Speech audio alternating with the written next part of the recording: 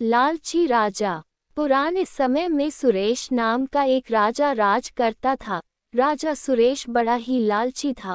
उसकी पुत्री को छोड़कर उसे दूसरी कोई वस्तु संसार में प्यारी थी तो बस सोना ही प्यारा था। वह रात में सोते सोते भी सोना इकट्ठा करने का स्वप्न देखा करता था। एक दिन राजा सुरेश अपने खजाने में बैठा सोने की ईंटें और अशफियां गिन रहा था। अचानक वहां एक देवदूत आया। उसने राजा से कहा, सुरेश, तुम बहुत धनी हो। सुरेश ने मुंह लटकाकर उत्तर दिया, मैं धनी कहाँ हूँ, मेरे पास तो ये बहुत थोड़ा सोना है। देवदूत बोला, तुम्हें इतने सोने से भी संतोष नहीं है, कितना सोना चाहिए तुम्हें? राजा ने कहा, मैं तो चाहता हूँ कि मैं जिस वस्तु को हाथ से स्पर्श करूँ वही सोने की हो जाए। देवदूत हंसा और बोला, अच्छी बात है, कल सवेरे से तुम जिस वस्तु को छूओगे वह सोने की हो जाएगी। उस दिन और रात में राजा सुरेश को नींद नहीं आई। वह सुबह उठा, उसने एक कुर्सी पर हाथ रखा, वह सोने की हो गई। एक मेज को छुआ, वह सोने की बन गई। राजा मिदास प्रसन्नता के मारे उछलने और नाचने लगा। वह पागलों की भांति दौड़ता हुआ अपने बगीचे में गया और पेड़ों को छूने लगा। फूल, पत्ते, डालियां, गमले छुए, सब सोने के हो गए। सब चमाचम चमकने लगा। मिदास के पास सोने का पार नहीं रहा। दौड़ते उछलते में सुरेश थक गया। उसे अभी तक ये पता ही नहीं लगा था कि उसके कपड़े भी सोने के होकर बहुत भारी हो गए हैं।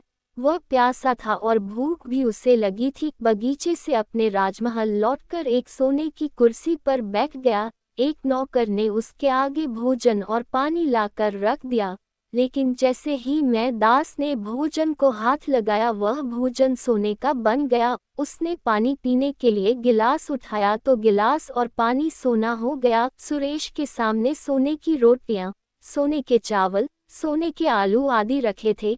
वह भूखा था, प्यासा था, सोना चबाकर उसकी भूख नहीं मिट सकती थी। सुरेश रो पड़ा। उसी समय उसकी पुत्री खेलते हुए वहां आई। अपने पिता को रोते हुए देखकर पिता की गोद में चढ़कर उसके आंसू पहुंचने लगी। सुरेश ने पुत्री को अपनी छाती से लगा लिया, लेकिन अब उसकी पुत्री वहां कहाँ थी? गोद में तो उसकी पुत्री की सोने की इतनी वजनी मूर्ति थी कि उसे वह गोद में उठाए भी नहीं रख सकता था। बेचारा मिदास सिर पीट पीट कर रोने लगा। देवता को दया आ गई, वो फिर प्रकट हुआ। उसे देखते ही मिदास उसके पैरों पर गिर पड़ा और गिड़गिड़ाकर प्रार्थना करने लगा, अपना वरदान वापस लौटा लीजिए।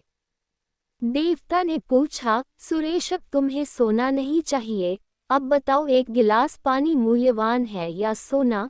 कपड़ा, रोटी मूल्यवान है या सोना? मिदास ने हाथ जोड़कर कहा, मुझे सोना नहीं चाहिए। मैं जान गया हूँ कि मनुष्य को सोना नहीं चाहिए। सोने के बिना मनुष्य का कोई काम नहीं अटकता। एक गिलास पानी और एक टुकड़े रोटी के बिना मनुष्य का काम नहीं चल सकता। अब सोने का लोभ नहीं करूँगा। देवदूत ने एक कटोरे में जल दिया और कहा, इसे सब पर छिड़क दो।